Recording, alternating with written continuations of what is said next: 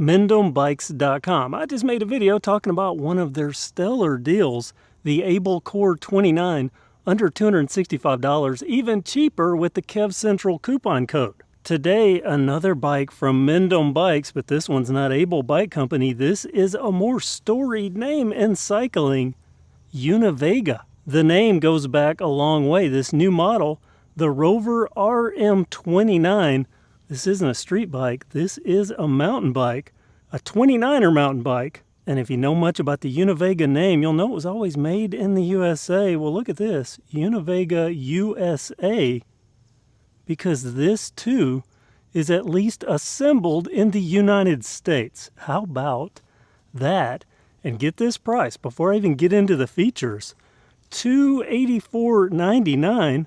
Take the 5% KevCentral coupon code and get a 5% discount. Well, let's find out what that gets you in Univega Mendham Bikes dollars. How about these bars? Alloy, 740 millimeters wide. The diameter 31.8, and this has those little bitty things that I like the index markings. It makes it very easy to get a proper profile adjustment. And good centering, you know, that's important. Super easy when you got those little marks to go by. And how about this stem? Another good stem that's not super long. I haven't measured this one. I suspect it's a 50 millimeter. Bar complements, nothing on the left side. On the right side, we have a trigger shifter. A micro shift trigger shifter with a view window, the model Marvo LT. So we know it's a 1x because there's nothing over there, but we also know by looking here that these are hydraulic brakes. When I first encountered these, I laughed at the branding, but they're actually really good hydraulic disc brakes, so nice, especially at this price. Grips, double lock-ons, the barrel profile, just like that Able Core, nice and soft, nice and grippy. I like that taper upward. It really does come in handy, especially if you're new to riding. This is just a more confident grip. Pretty good up top. Let's go down a little lower and look at the head tube. The Univega branding. I've had a lot of people comment and ask about this bike. I knew I had it, I just couldn't show it to you yet. But they suspected this was a tapered head tube. Well, it does have a taper in and then back out, but this is not a tapered head tube. I'll get the actual measurements on it, but that is not made for a tapered fork, at least as I see it right now. This factory fork, that is a straight steerer. It also has a preload adjuster, a manual lockout, and 100 millimeters of travel. And those stanchions, they're a little bit bigger. This is the XCM32, and look at that, XCM32 Boost. This SR Suntour fork is a boost. That's 15x100 through axle up front. Impressive, and even the hubs. Look at this, Quandos. I've ridden these many times before. I've had good luck with them. Along with the Quando hubs, these 29-inch wheels have double wall alloy rims, and they're wrapped in Kenda tires. I call these Kendas because there is no actual model, just a size. The website says these Kendas are 29 by 2.1, but they're actually bigger, 29 by 2.35. I like that. This tread, they call it a knobby mountain bike tread. It's kind of that hybrid tread, but it'll work for trail riding. Schrader valves, but this small detail. Look at the stars. I like that. The assembled in the USA, and then we have red, white, and blue. And there we go. If it were upside down, you would see red, white, and blue. They didn't quite center it with the Kenda. Actually, I prefer the valve stem to be the opposite of the tire brand, but to each their own. Whatever, this works, and I like that small detail. It just seems right since it's assembled in the USA. And I'll be talking about this frame in just a second. Trust me, you want to stick with this because there's an extra special something that is frame specific on this Rover. A quick look at the drivetrain. We have alloy pedals. We have the crank arms that have that kind of XT look, just like that Able Core. And like the Able Core, a 32 millimeter single chainring up front. And these crank arms, 175 millimeters. Let's move to the back, where this is a little different than just about every other bike, especially in this price range that I've seen. The microshift Marvo LT. I'm going to be honest with you, I don't know anything about the Marvo LT for microshift. This is my first time encountering it, but I will tell you, it does have a good bit of resistance here, but I don't see a clutch. It's new for me. What I don't see also is a lot of plastic. I see some alloy here, so that's good. Also replaceable derailleur hanger. And before I get to this cassette, and well, let me talk about this cassette really quick. This is an 11 to 34 toot, so not the super widest range, especially when you're starting with a 32 up front. Also, I will note that because this has a cassette, that's not going to be a free wheel, so cassette with free hub. But this derailleur, let me talk about another thing here with the Mendham's. Oh, look at that. Proudly assembled in the United States. Wow, I really, that's probably the best looking U.S. branding I've seen on a bike thus far. Good job, Univega. Good job, Mendham Bikes.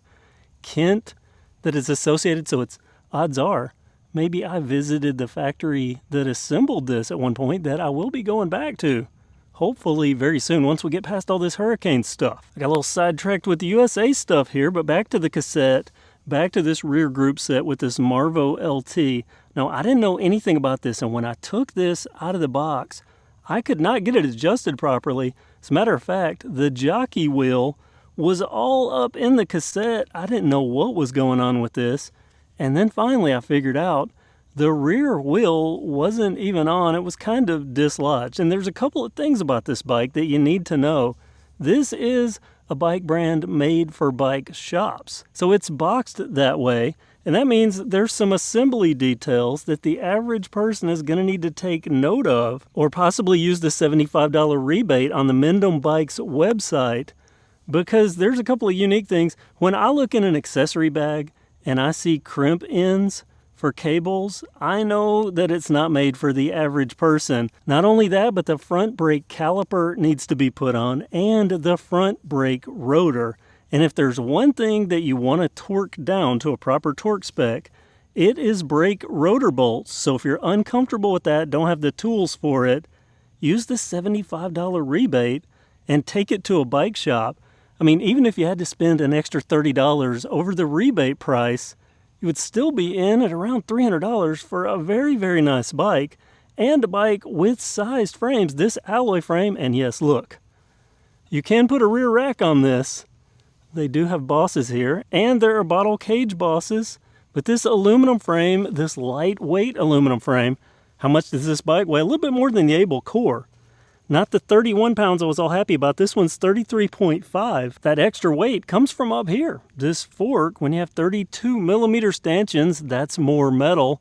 And when you have boost, that's more metal. But it weighs just a little more, but still not bad. Considering the price, it's very good. Let's get to this frame because it gets even gooder. We don't have the tapered head tube. I mean, technically, yes, there is a taper, but not the taper we're looking for. But still, this is a very nice looking frame. Had somebody that understands the American market assembling it. I mean, just look at the reinforcements. I love the way this looks back here. A straight seat tube, internal cable routing, but no dropper post support. I mean, maybe you could engineer something, but nothing from the factory. And this finish is gorgeous. It's kind of a satin, semi-metallic red. It is beautiful. Just look at the profile. And something else that's factory on these bikes that's a little different than what we've seen, at least in the budget bike world. This wasn't made to be a budget bike, at least the budget that we're used to, not the price that it's currently priced at. But it does have sized frames. This one is a medium. That means 16.5 inches for the medium on this Univega Rover RM29. But here's the beauty. This isn't just sized frames with a small, medium, and a large. There's an extra large. That's right. High tower people can finally have a budget bike with a frame that they're not oversized on. Small, medium, large, and extra large. $284.99, and then use the coupon code $270.74. At least with my math, it's 5% off of $284.99. And look at this, even a couple of little nice extras here on this fork. Nut hydraulic disc brakes. Here's a look at the caliper. Now when it comes to the rotors, these are 160, and that's 160 millimeters front and rear. Now at the front, we do have this boost. At the rear, we have Quando hubs as well. This is a quick release, and looking at this, I'm seeing, it looks like 135 to me. This is another case where I'm going to have to measure when I get home, and if it's anything different, I'll let you know, but it looks like a 135. It's quick release though. That's nice. There's a lot of nice here. Just even the color, the look. This is a good looking bike. And how about this? Look at these curves and the sweeps at the back. Very nice. And what about spacing here for larger knobby tires? Oh yeah, there's plenty. Top and bottom. And look at that. That gap, even without the curved seat posts. Plenty of room. And that gap kind of tells the story of what I was experiencing on the ride up to this point.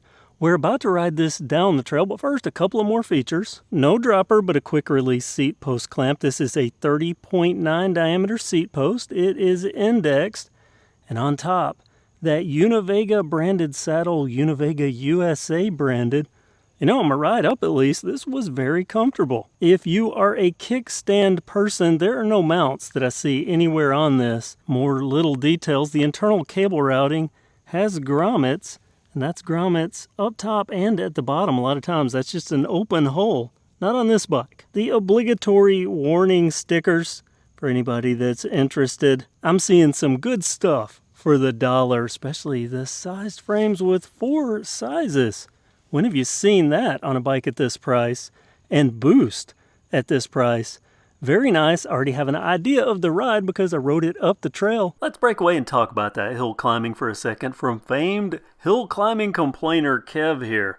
And let's talk about this cassette, 11 to 34 tooth. And if you don't know, when it comes to cassettes and hill climbing, the larger the number, the better. And if you watched my Able Core video with that 42 tooth cassette, you'll be able to see that this is putting a little more leg into it. Let's also talk about this Marvo and the shifting. One thing I usually do off camera is torture test, where I see if a group set can handle the worst possible shifting. Large jumps between gears while under pedal, and I gotta say the Marvo didn't complain and worked its way to wherever I ended up gear-wise. It does have a very pronounced shift though, very hard into the gear, much like a SRAM NX, which might be good because those work quite well. Let's talk about brakes too, where unlike my last video where I got a trail black eye because I didn't adjust the brakes, these hydraulics perfect stoppers out of the box. I can lock up the front brake and the rear brake independently or properly brake and stop rapidly. On the trail right away I can tell this boost fork's weight is there. It's noticeable jumping over things, but also rigid. I can notice the rigidity, the telltale signs of larger stanchions, and possibly that boost factoring in too. Geometry wise, I would say this is a slightly more aggressive cross-country feel than say compared to the Able Core. Being on a properly sized frame is part of that, and since this bike has 4 available options, I think most people are going to be covered. Now we're coming out of our second hurricane back to back, so things are still wet. I'm having to watch it, but there is enough grip here to keep up at least a fun speed, and it's going to float over small humps thanks to that fork. While noticeably heavier, it does have some dividend because of that extra beat.